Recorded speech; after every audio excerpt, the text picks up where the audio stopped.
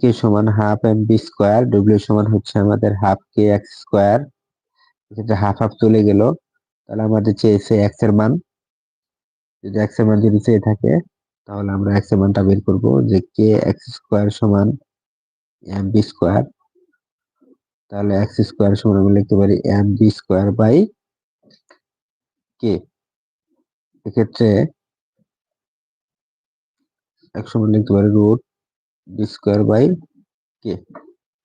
এক্ষেত্রে এম এর মান দেওয়া আছে 10 গ্রাম, তাহলে 0.01 কেজি, গ্রামকে কেজি মানে নিলাম। আর ব্যাক হচ্ছে 6, 6 স্কোয়ার। এবং স্প্রিং ধ্রুবক দেয়া আছে আমাদের অঙ্কের ক্ষেত্রে 400 নিউটন মিটার।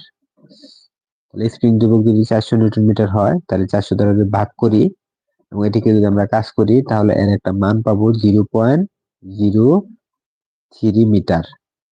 তাহলে